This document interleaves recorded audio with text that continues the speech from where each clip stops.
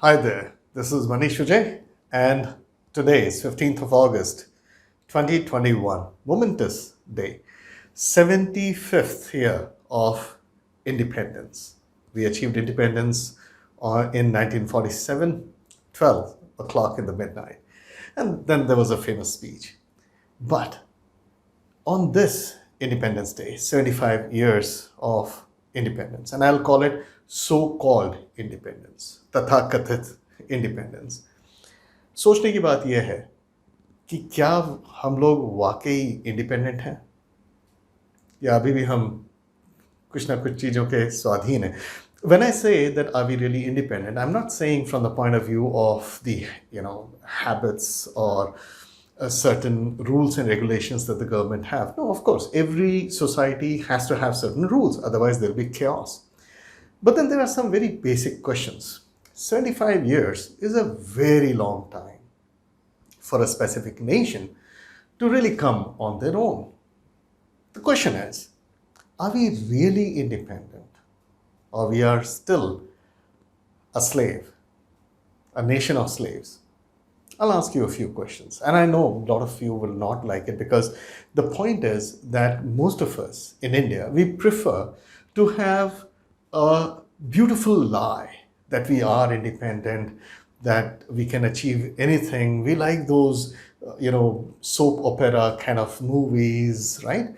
Even look at our movies that we make for our defense forces. We have so much of valor, but we'll still make those tear-jerking and Jai Jawan, Jai Kisan kind of movies, which are so impractical and unrealistic, right? So the point is that we are too emotional about things and that we are very happy with a beautiful lie. Simple thing. I'll just ask a few questions, right? Basic questions. Do you really think that the judiciary system that we have in our country is not British? Do you think that the administrative system, which governs every aspect of our life, is not British? Do you think that the police system, that is something that we should be able to go to at times of emergency, they do not follow the British rules? In fact, our Criminal Procedures Act and most of the Civil Code, is as per the British. We've not changed a thing. What if those people are not here? Like physically, they may not be here, but we are still following exactly the same rules.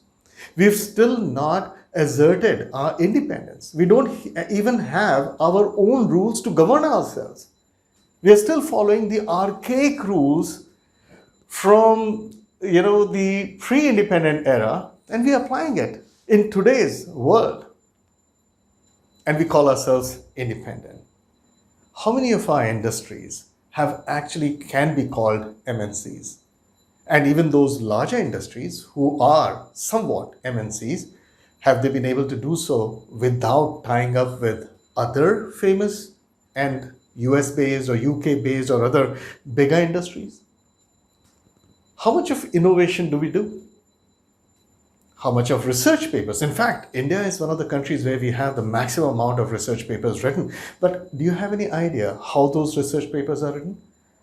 I wanted to write a research paper. I wanted to do a PhD in Delhi University. I'll not name the specific institute, but the first thing I did is when I submitted my summary that this is what I want to work on, I was told that nobody in the world has worked on it, so you should not work on it. We are not going to guide you. Something should have been published by US or somewhere, and you can actually use that as an inspiration. What they meant by inspiration was to simply copy. And therefore, if despite the fact that we have the maximum number of research papers being filed and yet hardly any research, yes, the number of patents have gone up. But how much? By how many? Right? So that's the things that we need to really understand. Let me also ask a very simple question. Our education system, the education system is the one that actually prepares the next generation for the glory of India as Indians. What do they glorify? Even today, India is discovered by Vasco da Gama, even today. That's the kind of education we have. Our history, everything is Western.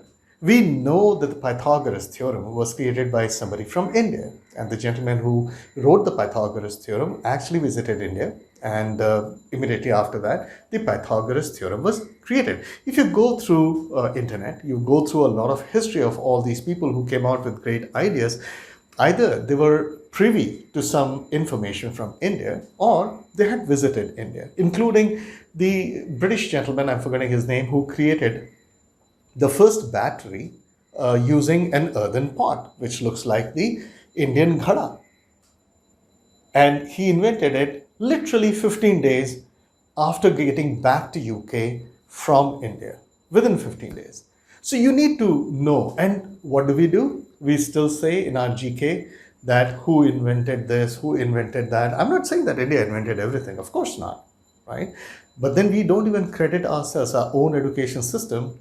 Even though the Britishers are not here, we cannot even think of having our education system being designed by us.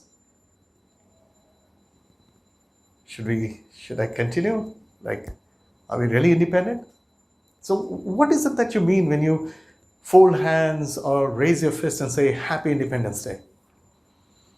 No, I don't hate India, in case some of you might say, hey, this guy, because Indians are emotional. The first thing that they like is the truth, and they really do not like to be asked uncomfortable questions, right? So I'm a hardcore nationalist, hardcore. I'm one of those guys which the liberals are very scared of. But then I'm asking the other so-called emotional Indians who are only emotional about India on social media, or, just for the heck of it. Let's say I place two books in front of you, both for mathematics or anything, any subject on the matter. One from an Indian author, which you do not know, and another from an American author, which you do not know. Which one will you pick up? By default, 99.9% people pick up the American author. They just assume that that fellow would know better. That is the level of slavery has been inculcated into our brains. The moment we get a chance, where do we send our children?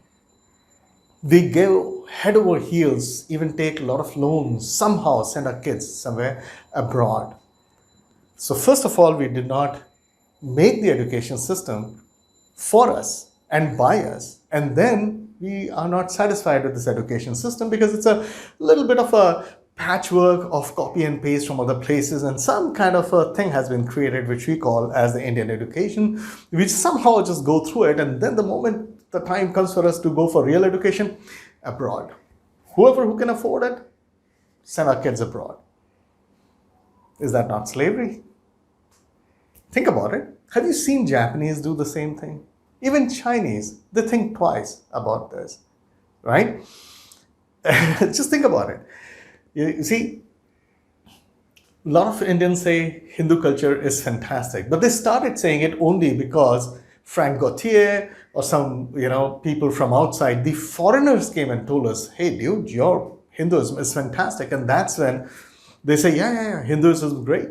So one company comes, research company says, hey, Indians are one of the most unhappy people on the planet. So they have Dhruv Rathi and all these kind of people making videos about it. Look at this thing. We don't even have any kind of a survey system from within India, right?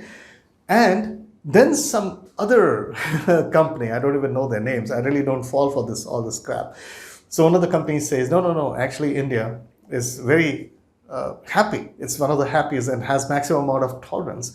And suddenly all the nationalists have risen and said, look at what these foreigners are saying. They are saying that India is the most tolerant. That means that if you have to wait for affirmations from abroad, what are you then? Are you really independent? You do not appreciate anything about your own self till somebody else from outside affirms the same. You go out of the way to quote Winston Churchill, the massacre, the person who killed millions and millions of Indians by a stroke of pen, creating an artificial famine in an area. And we are the same people who are quoting Winston Churchill in our books, in our social posts. Think about it. Are we really independent?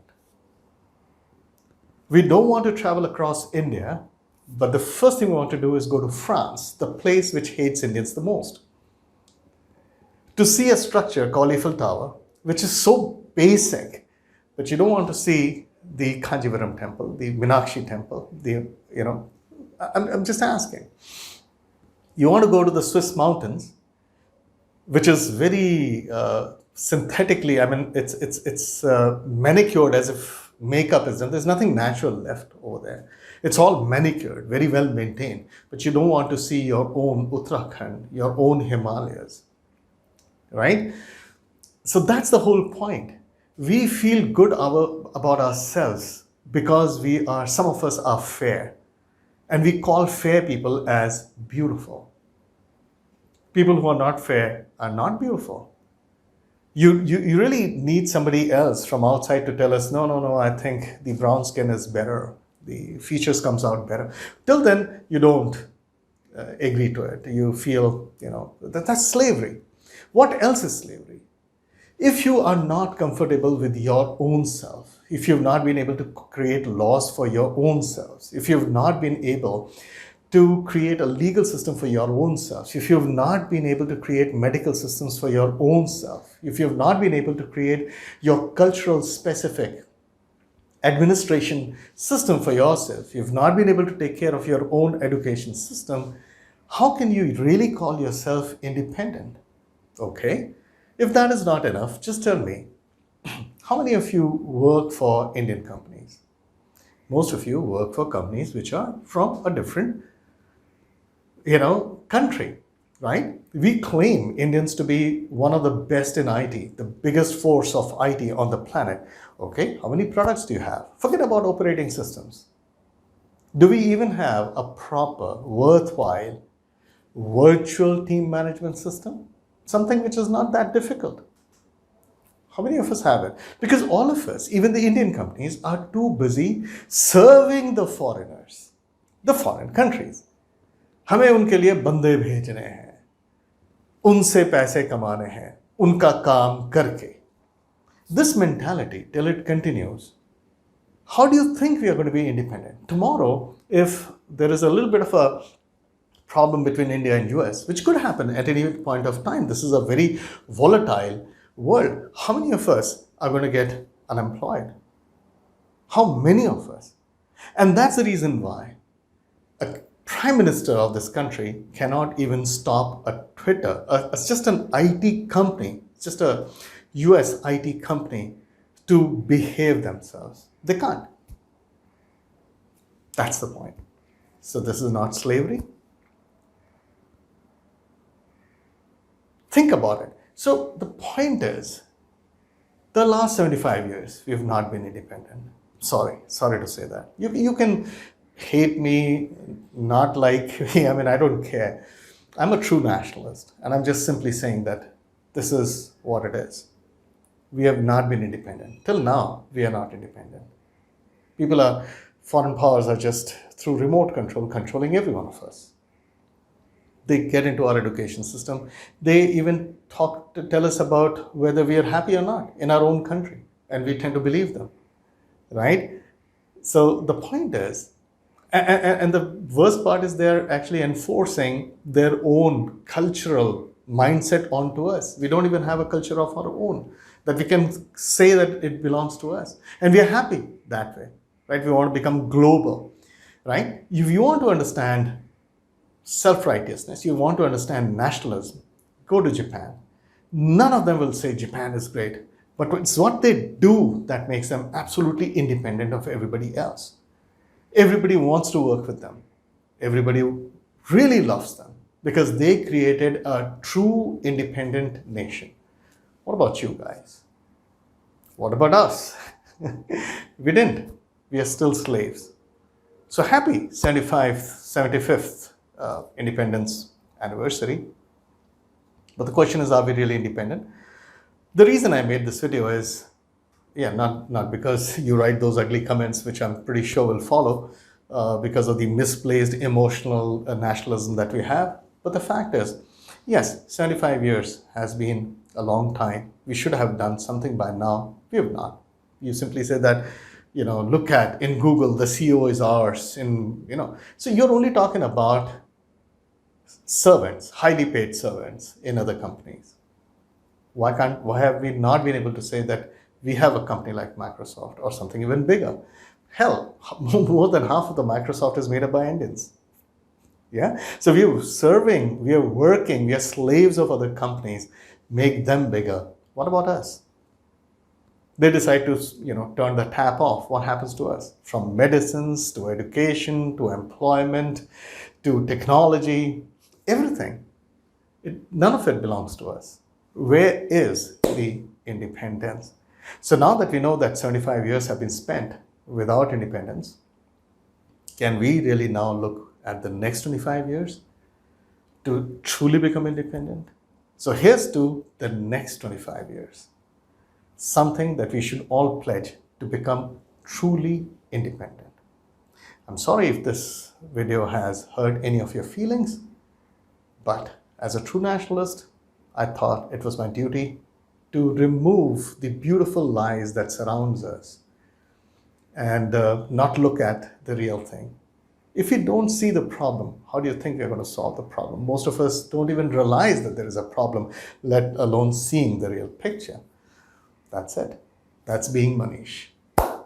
All right. Thank you for watching. Right. And once again, I truly feel bad that if it has hurt you, but take a moment to think what I just said.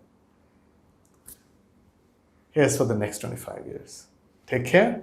Be a true independent. Be a true Indian. Be a true independent Indian, and help make India truly independent. Take care.